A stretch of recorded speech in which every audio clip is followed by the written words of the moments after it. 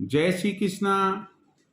आज मैं आपको वास्तु से संबंधित एक अति महत्वपूर्ण टॉपिक की जानकारी देने जा रहा हूं। यह टॉपिक है कि हम अपने घर की छत पर झंडा क्यों लगाएं, कहां लगाएं और कैसा लगाएं, यह चीज मैं आपको बताऊंगा। यहां आप एक चीज ध्यान रखिएगा कि हमारा जो सुख दुख, हारी बीमारी, रोग शोक, समृद्धि पतन, शांति अशांति, आपस में झगड़ा, इन सब के पीछे ज्योतिषीय कारण के साथ साथ वास्तु का भी एक अहम रोल होता है। हम इस टॉपिक पर चर्चा करें। मैं आपसे यह कहना चाहूंगा कि यदि आपने अभी तक मेरे चैनल को सब्सक्राइब नहीं किया है तो आप इसे सब्सक्राइब करें। अच्छा लगे कमेंट करें, अच्छा नहीं लगे और आप अपने विचार देना चाहते हैं कमेंट बॉक्स में लिखें। आपके विचारों का मैं स्वागत करूंगा। अपने मिलने जुलने वालों को इसे शेयर करें। ज्यादा समय ना लेते हुए बिंदु पर अपन आते हैं। व्यक्ति अपने जीवन में मकान बनवाता है। मकान क्या है? यह एक ढांचा है। किस चीज का बना हुआ है? ईंट, चूना, पत्थर, पानी, फर्नीचर आदि का बना हुआ एक ढांचा है, एक इमारत है यह। लेकिन इसमें जब परिवार के सदस्य स्नेह और प्यार से एकजुट होकर रहते हैं, सुख दुख साथ साथ बांटते हैं, जहां नफरत और घृणा नहीं होती है, जिस इमारत में प्यार बसता है, हम यह कहेंगे कि वह एक घर है। घर दिलों से बनता है, ना कि ईंट चूना पत्थर और पानी से। हम अपने घर को चाहेंगे कि वह एक सुंदर, एक स्वीट होम बने। हर व्यक्ति का ख्वाब होता है कि उसका घर एक मंदिर जैसा, एक स्वर्ग जैसा हो। यहां मैं आपको एक बात बताना चाहूंगा कि यदि हम घर बनवाते हैं तो हमारे बड़े बुजुर्ग कहते हैं और शास्त्रों में उल्लेख मिलता है कि वह व्यक्ति जो घर बनवाता है उसकी 7 पीढ़ियों को पुण्य मिलता है। क्यों मिलता है?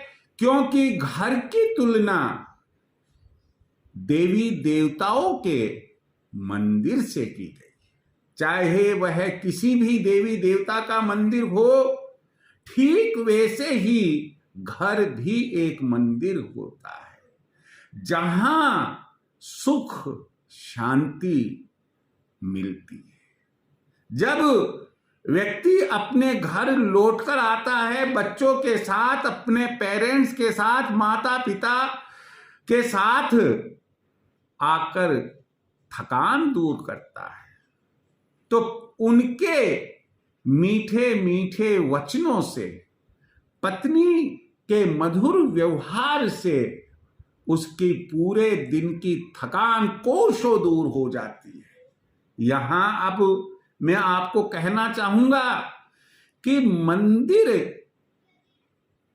दुनिया के किसी भी कोने में क्यों ना हो, वह तब तक अधूरा रहता है जब तक उस मंदिर पर कोई ध्वज ना हो, उस मंदिर की देवी देवताओं से संबंधित ध्वज ना हो। ठीक ऐसे ही घर, जिसे हम मंदिर कहते हैं, घर एक मंदिर है, वह भी तब तक अधूरा माना जाएगा जब तक कि उसकी छत पर एक झंडा लगा हुआ नहीं। हमारे सनातन धर्म में जो साहित्य उपलब्ध है वास्तु से संबंधित, उनमें उल्लेख मिलता है कि प्राचीन समय में राजा महाराजा और जो समृद्धशाली सेठ साहूकार हुआ करते थे, उनके महलों, उनकी हवेलियों, उनके भवनों पर ध्वज पताका लहराती थी। ध्वज पताका एक समृद्धि का भी चिन्ह होती है। और यहां मैं आपको बता दूं कि वास्तु अनुसार भी अगर हम एक संपूर्ण घर की कल्पना करते हैं तो ऐसी स्थिति में हमारे घर की छत पर झंडा अवश्य फहराना चाहिए, हमें अवश्य लगाना चाहिए। यह झंडा कहां लगाएं? यहां वास्तुशास्त्री कहते हैं कि घर की छत पर झंडा वायव्य कोण में लगाना चाहिए। वायव्य कोण मीन्स नॉर्थ वेस्ट जो कॉर्नर होता है, छत का जो नॉर्थ वेस्ट कोना जो होता है, उत्तर पश्चिम कोना, वह वायव्य कोण होता है। सर्वोत्तम कोण झंडा लगाने के लिए होता है। इसी दरमियान मान लो आप में एक उत्सुकता जागती है कि मैं आखिर क्यों अपने घर पर कोई झंडा लगाऊं, क्यों फहराऊं झंडा? तो मैं आपको बता दूं कि छत पर झंडा लगाने के पीछे कोई एक नहीं बल्कि अनेकों कारण हैं। सुख समृद्धि बढ़ती है, नकारात्मकता नेगेटिविटी दूर होती है। घर पर किसी बाहर वाले की या किसी अपनों की नजर नहीं लगती है। घर से रोग और शोक कोसों दूर रहते हैं। उस घर पर मां लक्ष्मी की कृपा बरसती है। समस्त देवी देवता जब अमृत बेला में पृथ्वीलोक पर भ्रमण करते हैं तो वे उस घर को प्रसन्नता से देखते हैं। घर के सदस्यों में एक कोऑर्डिनेशन, समन्वय होता है, एक स्नेह होता है और आपसी प्यार होता है। घर और उसके मालिक की आन बान और शान बढ़ती है। जैसा कि मैंने बताया, ये कुछ और इसके अलावा भी बहुत से अच्छे कारण होंगे जिनकी वजह से हमें अपनी छत पर झंडा फहराना चाहिए। झंडा किस आकार का हो? देखिए, मैंने आपको यह तो बता दिया कि झंडा छत के वायव्य कोण में आप लगाएं, लेकिन झंडा उसका आकार कैसा हो? हमने यदि ज्योमेट्री पढ़ी है तो उसमें प्लेन ज्योमेट्री में ट्रायंगल, त्रिभुज आता है, त्रिभुजाकार झंडा होना चाहिए और उस झंडे पर स्वास्तिक बना हुआ हो या ओम बना हुआ होना चाहिए।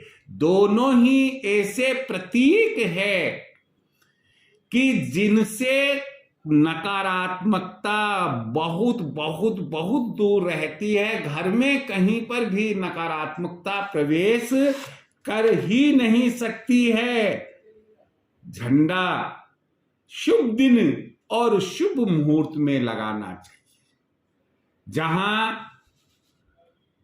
मंदिरों की पूजा पाठ से संबंधित सामग्री मिलती है, वहां रेडीमेड झंडे भी आपको मिलेंगे। त्रिभुजाकार झंडे का चयन करना जिसमें स्वास्तिक या ओम बना हुआ हो। लेकिन यहां ध्यान रखें कि मैंने अभी तक आपको यह तो बताया ही नहीं कि उस झंडे का रंग कैसा हो। ध्यान रखिए कि उस झंडे का रंग केसरिया या पीला होना चाहिए। दोनों ही रंग मन भावन होते हैं, मन को शकुन पहुंचाने वाले होते हैं, आध्यात्मिकता की ओर ले जाने वाले होते हैं, प्रॉस्पेरिटी यानी कि समृद्धि का सूचक भी होते हैं।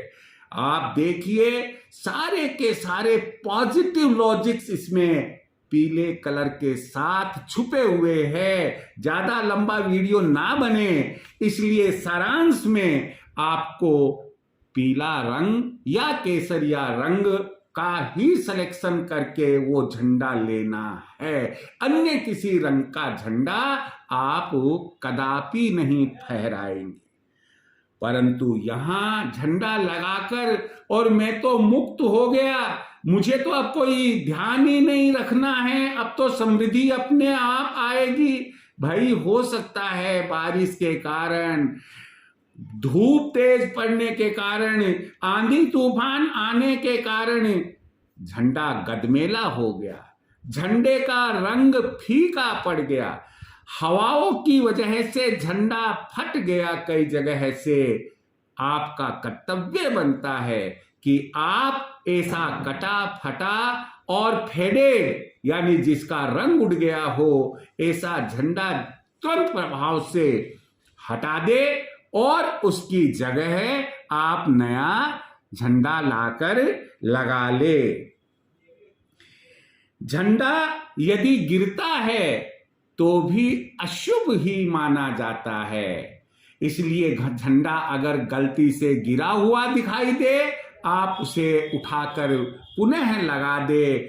झंडा इसे लगाने के लिए आप लकड़ी का बांस काम में ले और अब झंडा लगाएं कब? शुभ मुहूर्त में, शुभ दिन शुभ मुहूर्त में इसे लगाना चाहिए, तभी यह आपको अच्छे फल देगा। सामान्यतया जो सौम्यवार होते हैं उनमें लगा सकते हैं। केसरिया या पीला कलर है, इसलिए मैं जहां तक समझता हूं कि श्रेष्ठ वार आपके लिए यह रहेगा गुरुवार। और अगर हम लक्ष्मी जी की प्रसन्नता को ध्यान में रखते हैं तो श्रेष्ठ वार हमारे लिए शुक्रवार भी बन जाएगा। वैसे आप सोमवार, बुधवार, गुरुवार और शुक्रवार इनमें से किसी भी दिन झंडा अपनी छत के वायव्य कोण में लगा सकते हैं और वास्तु के इस सिद्धांत का पालन करते हुए अपने आप को और अपने परिवार को समृद्धशाली बना सकते हैं और सुख शांति से आप रह सकते हैं, निरोगी रह सकते हैं।